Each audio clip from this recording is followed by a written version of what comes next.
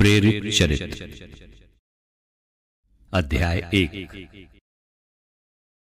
प्रस्तावना।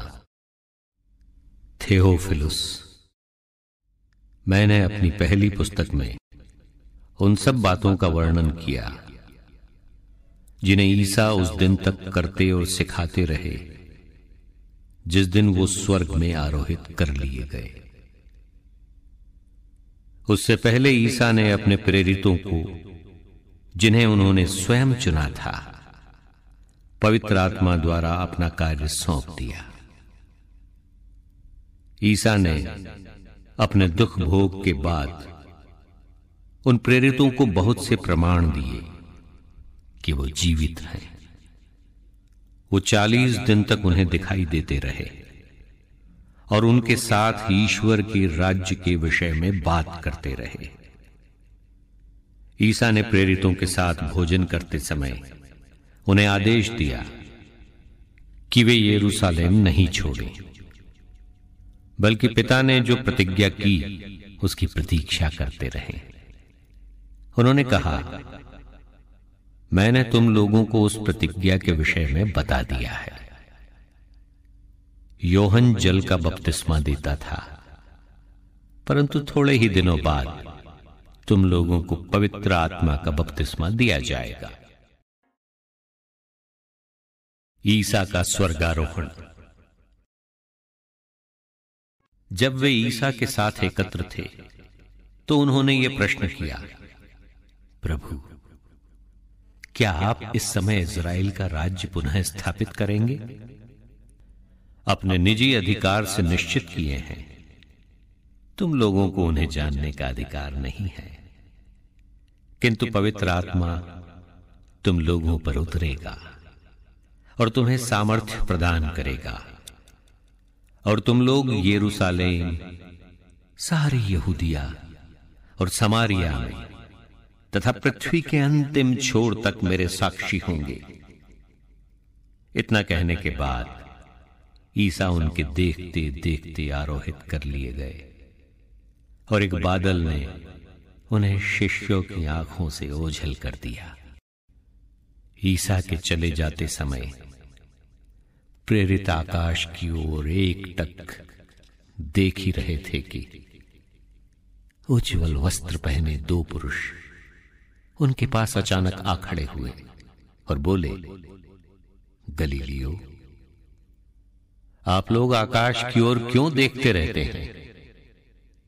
वही ईसा जो आप लोगों के बीच से स्वर्ग में आरोहित कर लिए गए हैं, उसी तरह लौटेंगे जिस तरह आप लोगों ने उन्हें जाते देखा है। प्रेरितों का समुदाय। प्रेरित जैतून नामक पहाड़ से यरूशलेम लौटे। ये पहाड़ यरूशलेम के निकट विश्राम दिवस की यात्रा की दूरी पर है। वहां पहुंचकर वे अटारी पर चढ़े जहां वे ठहरे हुए थे। वे थे पेत्रुस तथा योहन, याकूब तथा अंद्रेयस, फिलिप तथा थोमस, बर्थोलोमी तथा मत्ती, अल्फाई का पुत्र याकूब तथा सिमोन जो उत्साही कहलाता था, और याकूब का पुत्र यूदस। ये सब एक हृदय होकर नारियों, ईसा की माता मरियम तथा उनके भाइयों के साथ प्रार्थना में लगे रहते थे। मथियस की नियुक्ति। उन दिनों पेत्रुस भाइयों के बीच खड़े हो गए। वहां लगभग 120 व्यक्ति एकत्र थे। पेत्रुस ने कहा, भाइयों, यह अनिवार्य था कि धर्म ग्रंथ की वो भविष्यवाणी पूरी हो जाए जो पवित्र आत्मा ने दाऊद के मुख से यूदस के विषय में की थी।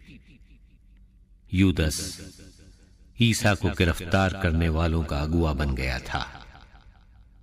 वह हम लोगों में एक और धर्म सेवा में हमारा साथी था।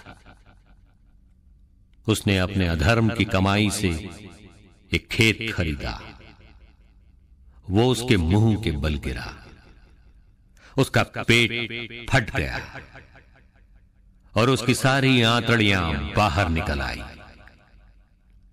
ये बात यरूशलेम के सब निवासियों को मालूम हो गई कि वो खेत उनकी भाषा में हकेलदमा अर्थात रक्त का खेत कहलाता है।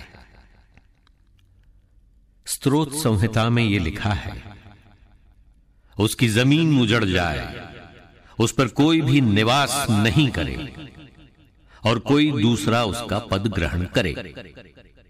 इसलिए उचित है कि जितने समय तक प्रभु ईसा हमारे बीच रहे, अर्थात यूहन्ना के बपतिस्मा से लेकर प्रभु के स्वर्गारोहण तक जो लोग बराबर हमारे साथ थे, उनमें से एक हमारे साथ प्रभु के पुनरुत्थान का साक्षी बने।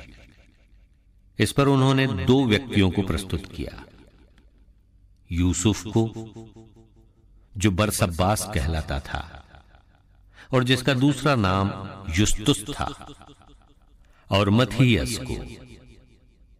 तब उन्होंने इस प्रकार प्रार्थना की, प्रभु तू सबका हृदय जानता है, ये प्रकट कर कि तूने इन दोनों में से किसको चुना है, ताकि वो धर्म सेवा तथा प्रेरितत्व में वो पद ग्रहण करे जिससे पतित होकर यूदस अपने स्थान गया। उन्होंने चिट्ठी डाली, चिट्ठी मत्थियस के नाम निकली और उसकी गिनती 11 प्रेरितों में हो गई।